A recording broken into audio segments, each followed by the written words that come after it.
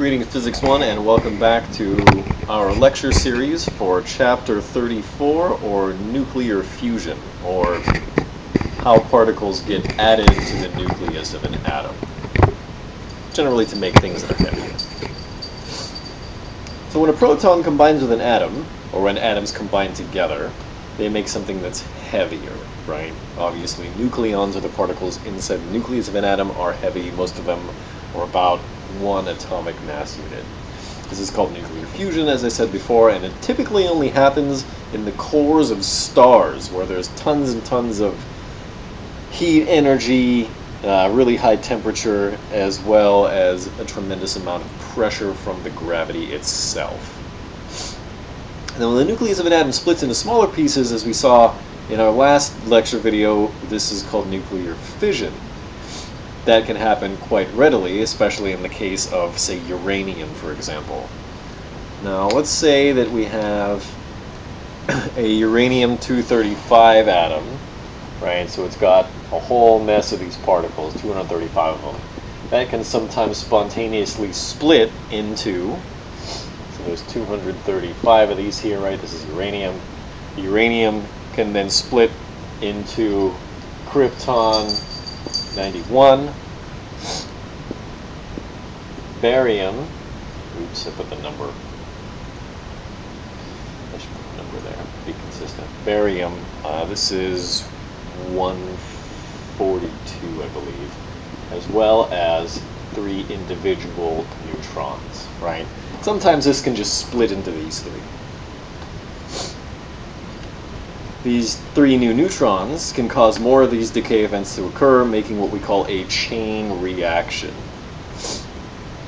One of these fission reactions causes the release of something like 200 million electron volts of energy, whereas the detonation of a dynamite or TNT molecule releases about 30.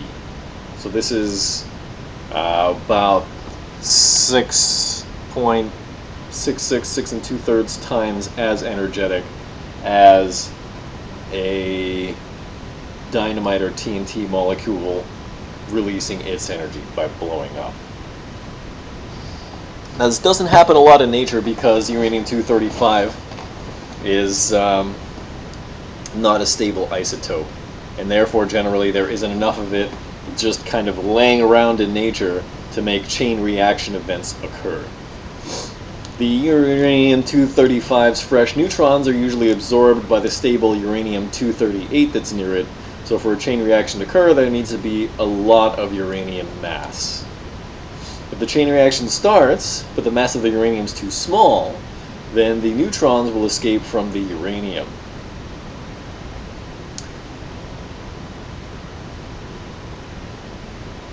So if you have something like this, right, and in order for this to occur, there has to be more uranium here for this to hit another uranium, to hit another uranium, right? And then this will split off 3 more neutrons, this will split off 3 more neutrons, and so on. And so they kind of have to be in a configuration like a cone, right? Some kind of distribution direction.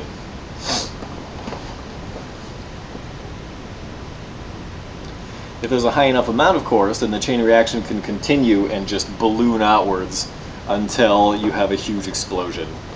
And the amount of mass required for this is this funny thing that we call critical mass.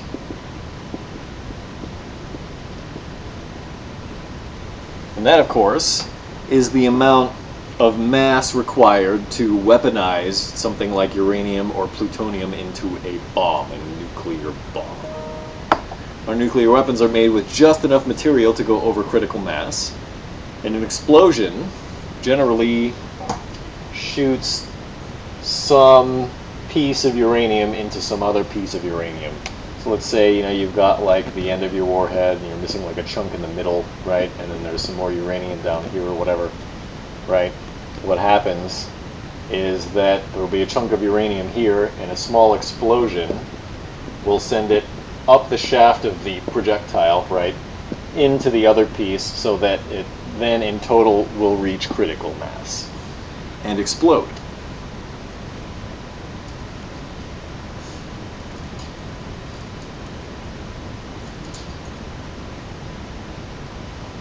generally the 0.7% concentration found in nature is not enough to make a bomb. And so when we talk about uranium or plutonium enrichment, they're talking about making some material with a greater amount of radioactive isotope so that you can have this greater percentage, 5% or whatever you need, in order to make this weaponized version of the plutonium or uranium or whatever you need. Typically we use something like gas diffusion to enrich plutonium or uranium nowadays, but you probably only know that if you're a nuclear physicist or a really good chemist or something along those lines. In any case, the first nuclear reactor, that is the first nuclear fission reactor that wasn't used to make big huge bombs, used slow neutrons to make the uranium-235 fission and release energy. And the pieces of the uranium were, of course, much smaller than the critical mass amount. They used graphite to make the uranium-235 undergo fission at a greater rate than being absorbed by the uranium-238, which would not undergo fission. Right? It's a more stable isotope, or leaving the material, of course. Today's fission reactors use the structures that we call the uranium fuel rod. Right? So it's like a thin cylinder, and so all of the uranium is in this fuel rod, right? And generally there's, several of them inside the reactor or whatever. So that it's basically impossible for there to be a chain reaction. In the worst possible case scenario, you have one event here, and then, the neutrons are going to spread out a little bit. And so maybe you'll get one chain this way, but no more beyond that. Maybe you'll get, nothing here. And then this will split off 3 more maybe, and then only the ones in the middle will continue to chain. And so that keeps too much energy from being released at one time. It definitely keeps it from, quote, going nuclear, right? And melting down and blowing up in a chain reaction.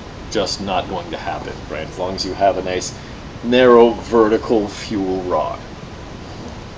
Now if things do start heating up, they have these other rods that they put in here called control rods, and that'll keep the particles from going from one of the fuel rods into another and maybe starting another kind of branch of a chain reaction or something along those lines. They usually use something like cadmium or boron, something that's dense and absorbs neutrons easily. Now generally this is in like a reactor core where there's a bunch of water, right? And when the water heats up as a result of the fuel rods undergoing their decay process, right, that release that energy. When the water heats up, that generates steam, right? It boils, makes steam, and that turns a turbine, and that generates energy. And that's how we do it. And so for all of our sophistication and understanding of the universe, we still haven't figured out a better way to automate the gathering or harnessing of electrical power other than boiling water. In any case, if uranium-238 captures a neutron, it becomes uranium-239. It then undergoes a beta decay event and becomes neptunium-239 and then plutonium-239. And so we start with uranium-238 and make it jump 1 mass and 2 atomic number, right, to become plutonium-239. This is called breeding. And some reactors and reaction geometries are favorable for this kind of reaction. Those are called breeder reactors. But this is not something that happens a lot. It's really complicated and very costly, and so we gave up on it back in the 90s. Or excuse me, the 80s, long time ago. But in theory, it's good because basically, if you start with a bunch of uranium and you end up with a bunch of plutonium, you're only increasing the amount of fuel that you have over the course of time. But it never panned out, long story short. In any case, about 20% of our electric power comes from nuclear reactors. But just like where my family's from, Hiroshima, and Chernobyl, there are dangerous radioactive byproducts, things that can damage us and our environment. The elements that get left over by these reactions are radioactive with differing half-lives depending on what they are. And so we have to try to dispose of them very carefully, which unfortunately we're really not too good at as of yet. We're always constantly finding out that the safeguards that we used weren't sufficient.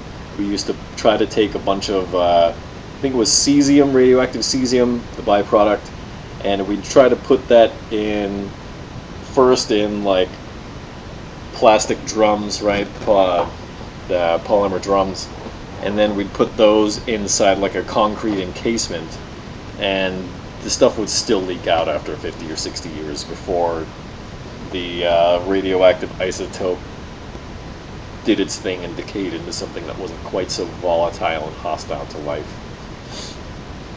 In any case, one of the major consequences to Einstein's theory of relativity is that there is an equivalence in between matter and energy.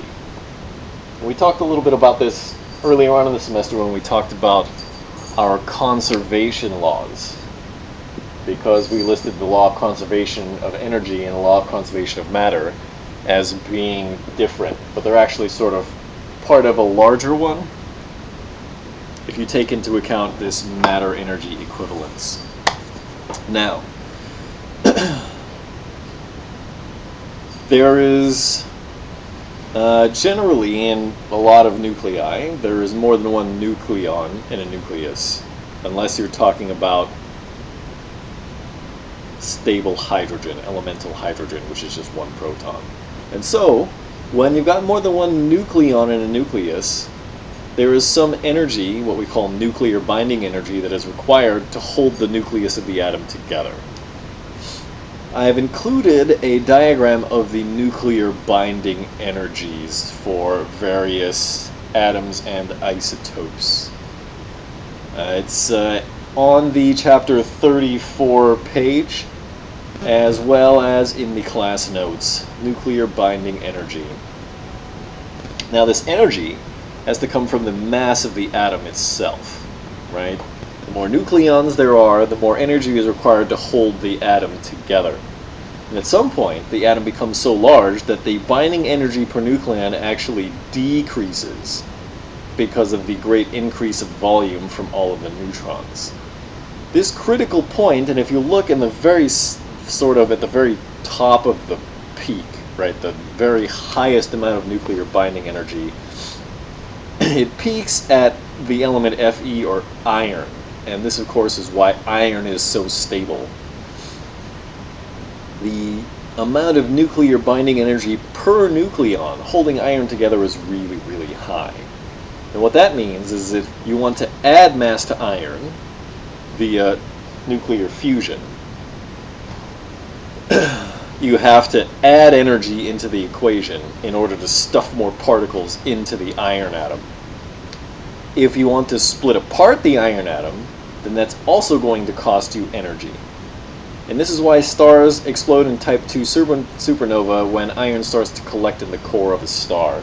The core of a star is what is responsible for generating the energy in order for a star to stay puffed out or inflated against the star's own gravity, right, which is trying to crush the star at all times.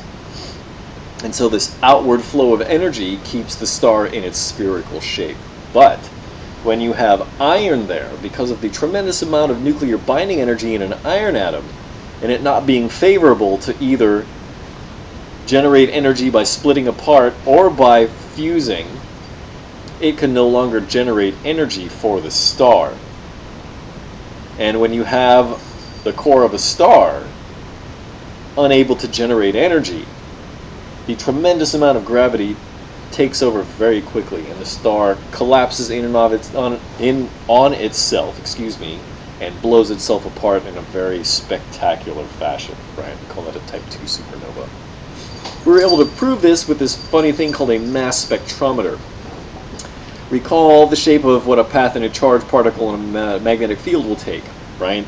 That was our QV cross B from last time. It takes the path of a circle, right? More mass and therefore momentum per unit charge, and the less a particle will be deflected or the larger a circle it will take. So mass spectrometers are made with photodetectors so that the ions strike the detector when they can determine the mass per nucleon and therefore the nuclear binding energy. That's how we're able to prove that this is true. The lowest amount of nuclear binding energy, of course, is 0, right?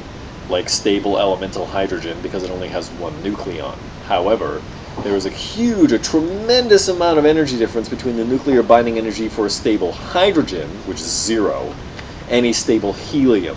If you look at the helium-4 atom, it's like way, way up there compared to hydrogen.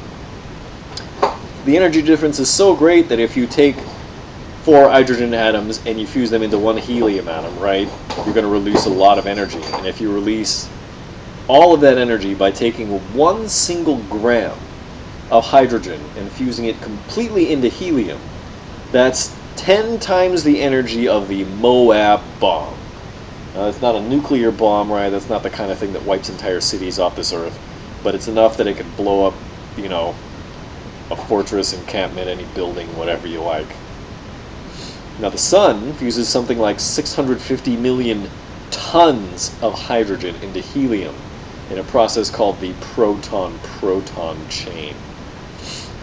I've included a diagram, of course, on the page, but suffice to say that you can see how it starts with hydrogen atoms. It eventually ends up with a stable helium. This kind of thing, of course, requires high temperature and pressures, so we can't do nuclear fusion, quite so well here on the surface of the Earth. But in the core of a star, where pressures and temperatures are very high, and you have a bunch of very high energy reactions and interactions, it's possible. Anyway, I hope you've enjoyed your lecture on Chapter 34. I'll see you again next week for our last week of lecture.